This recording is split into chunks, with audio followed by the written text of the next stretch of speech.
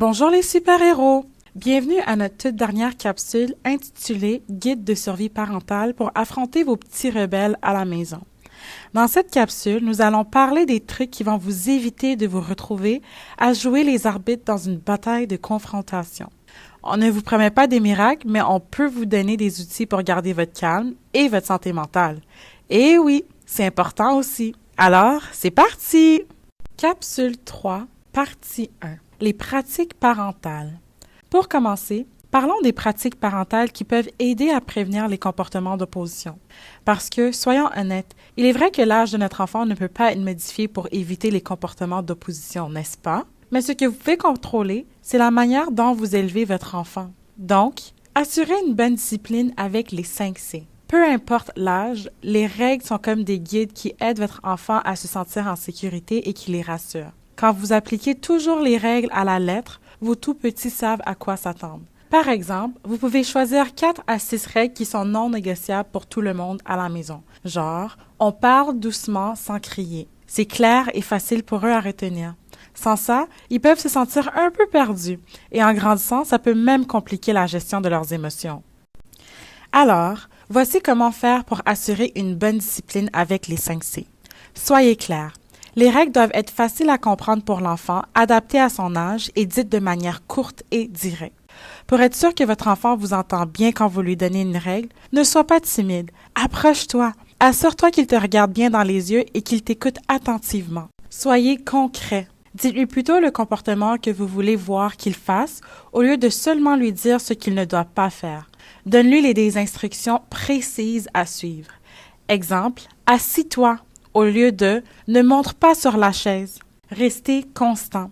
Les règles restent les mêmes quoi qu'il arrive, peu importe qui est là ou comment vous vous sentez.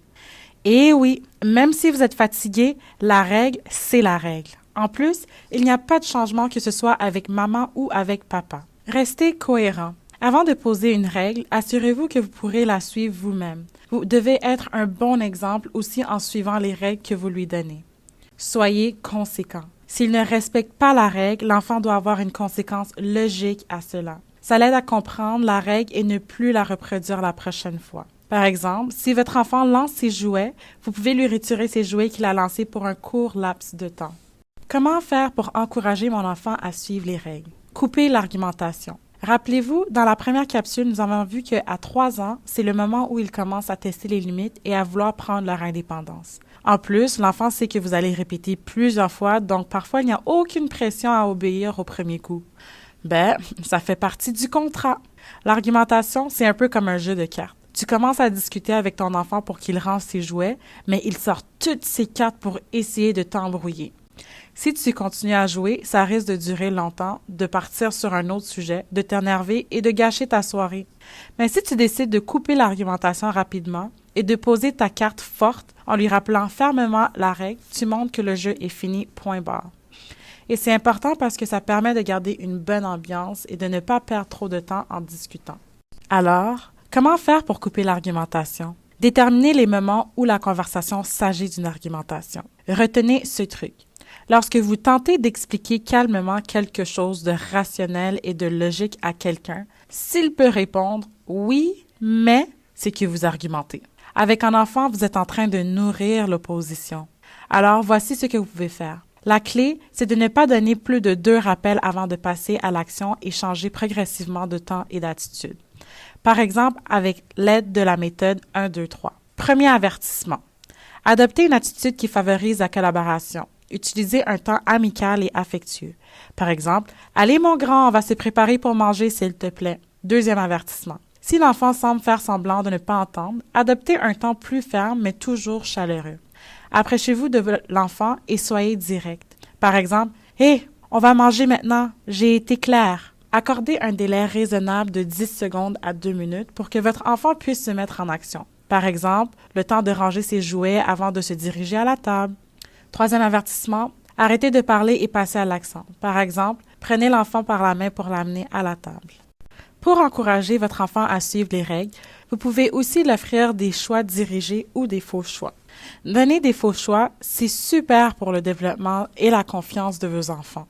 Ça leur donne l'occasion d'avoir leur mot à dire, de décider selon leur goût, et ça les rend super fiers d'eux. Allez, voici comment on fait. Tout d'abord, vous pouvez utiliser les faux choix, surtout quand votre enfant a des tâches à faire comme manger son repas, ranger ses jouets, s'habiller ou prendre son bain. Ensuite, identifiez bien votre objectif ultime. Par exemple, votre objectif est que votre enfant mange ses légumes. Après, proposez à votre enfant des choix qui vont dans la direction de cet objectif. Assurez-vous que les choix que vous proposez correspondent à vos valeurs familiales et aux règles établies à la maison. Par exemple, vous pouvez lui proposer de faire un choix entre les carottes et les brocolis. Le but des faux choix, c'est de donner un peu d'autonomie à votre enfant tout en obtenant les résultats que vous voulez, mais sans jouer les manipulateurs. Posez-vous toujours la question: est-ce que le choix que je lui propose l'aide vraiment à devenir plus autonome? Avec ça, tu guides ton petit vers plus d'autonomie, tout en évitant des moments d'opposition et de crise de colère.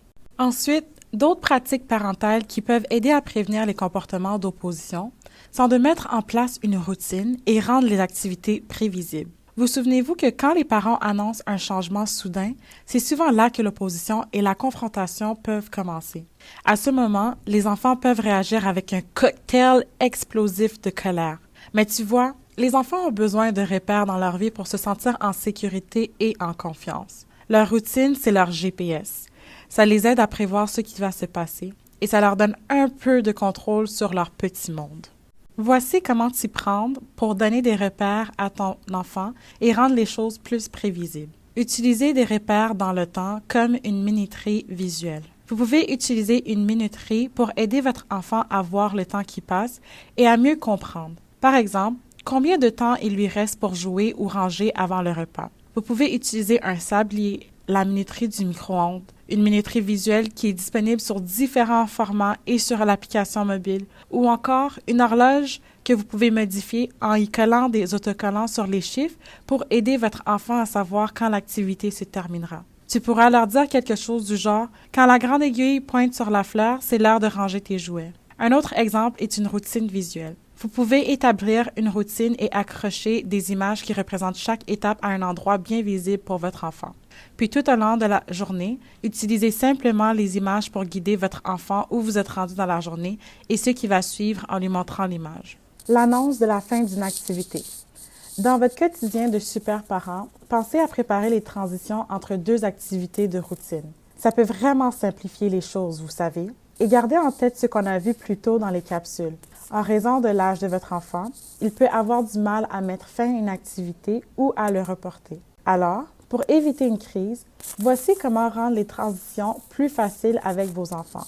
Prenez-les à l'avance. Donnez-leur un avertissement, 10, 5 et 2 minutes avant de changer d'activité. Cela leur permet de finir ce qu'ils font sans être surpris. Essayez quelque chose du genre « Il reste juste 5 minutes de jeu avant de ranger tes jouets et de venir à la table pour le repas. » Utilisez une minuterie. Comme ça, ils voient concrètement le temps qui passe et ça l'aide à se préparer pour la suite. Par exemple, quand elle sonne, c'est le signal pour ranger. Ça leur donne un rappel sonore et en plus, ça réduit le besoin de répéter la consigne. Faites les tâches avec eux. Accompagnez-les dans leurs activités. Dire simplement ce qu'il faut faire et s'éloigner ne suffit pas toujours. Par exemple, aidez-le à ramasser les jouets. Utilisez la technique du quand. Par exemple, dites « Quand tu auras rangé tes jouets, tu pourras jouer au casse-tête ». Cela montre aux enfants qu'il y a un avantage à terminer une tâche avant de passer à un autre. Capsule 3, partie 2. La communication et la relation avec votre enfant. Maintenant, parlons des trucs pour améliorer la communication et renforcer la relation avec votre enfant pour éviter le plus possible l'apparition et le maintien des comportements d'opposition. Le temps de qualité et l'attention positive. Vous souvenez-vous des enfants avec un attachement pas trop sûr d'eux? Ceux qui peuvent faire une crise de colère ou qui s'opposent pour capter votre attention? Eh bien, il est important de les donner de l'attention positive. Alors, comment faire pour donner de l'attention positive à votre enfant? Voici ce que vous pouvez faire. Créez un super lien avec votre enfant en passant du temps de qualité ensemble. S'il sent qu'il a une super relation avec vous, il va hésiter à s'opposer par peur de briser ce lien. Parlez-lui avec des mots positifs, genre des félicitations pour ses réussites et ses efforts. Dites-lui souvent qu'il est aimé et que vous êtes super fiers de lui. Vous pouvez même utiliser un tableau avec un défi à réaliser en échange de quelque chose qu'il aime. Et n'oubliez pas les câlins et les bisous, ça fait toujours plaisir. Si vous passez votre temps à lui dire qu'il est nul, qu'il n'écoute pas, devinez quoi? Il risque de se comporter comme ça. Alors, faites gaffe à ce que vous dites. Réservez des moments de qualité tous les jours où vous pouvez vous amuser ensemble. Ça lui montre qu'il est important pour vous et que vous aimez passer du temps avec lui. Par exemple, des moments où il n'y a pas de règles à suivre ni de tâches à accomplir. Un minimum de 20 minutes par jour de qualité parent-enfant, c'est bien. Ensuite, pour améliorer la communication et renforcer la relation avec votre enfant, essayez de comprendre les besoins de votre enfant et son point de vue avec empathie. Rappelez-vous de l'image de l'iceberg et le fait que lorsque les enfants vivent des émotions fortes, c'est comme si leur cerveau faisait la fête et la logique prenait une pause. Mais voilà, les parents sont souvent sur une autre planète. Ils cherchent à donner des explications logiques, tandis que l'enfant est noyé sous un océan d'émotions et il n'arrive pas à communiquer son réel besoin qui se trouve en dessous de l'iceberg. Alors, comment faire pour être sur la même planète qu'eux pour comprendre ce qui se passe en dessous de la surface de l'iceberg? Eh bien, devenez le miroir des émotions de vos enfants. Écoutez réellement votre enfant.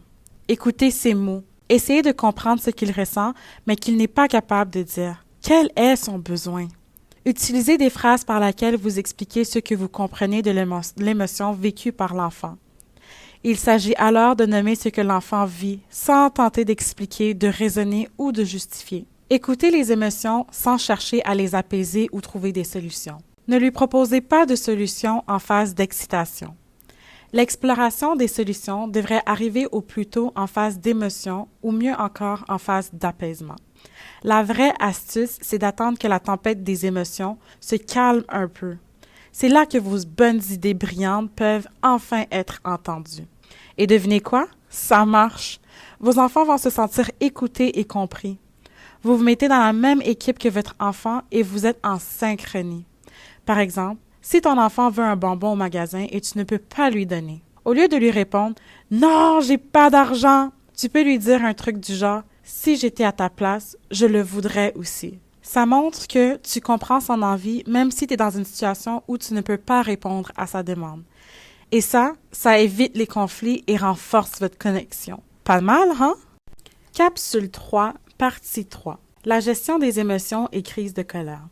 L'aide à la gestion des émotions et l'accompagnement lors des crises de colère font partie de votre quotidien. Mais ne vous inquiétez pas, il existe des trucs pour aider à réduire leur fréquence et leur intensité. Par exemple, mettre en place un coin calme à la maison pour s'apaiser en situation de crise. Créez un coin calme pour votre enfant en cas de crise. Mettez-y ses jouets préférés, des images d'émotions, un livre sur les sentiments et quelques plumes pour l'aider à respirer profondément. Encouragez-le à s'y rendre en lui disant « Allons ensemble dans notre coin tranquille pour se calmer ». Il n'est pas possible d'empêcher toutes les crises de colère de votre enfant, mais vous pouvez l'aider à en diminuer la fréquence et l'intensité. Ensuite, pour aider à réduire la fréquence et l'intensité des crises de colère, vous pouvez aussi accompagner votre enfant dans la gestion des émotions et l'aider à reconnaître ses émotions. Dès le début, parlez-lui des émotions en identifiant ce que vous observez. Par exemple, « Oh, tu as l'air frustré. C'est parce que tu n'arrives pas à faire tenir tes blocs ensemble? » Faites-lui découvrir le langage corporel des émotions en action. Plongez dans le monde des émotions avec des livres, des affiches ou des jeux. Par exemple, montrez-lui des visages qui expriment des émotions comme les sourcils froncés qui peuvent signifier qu'on est en mode « grrr ».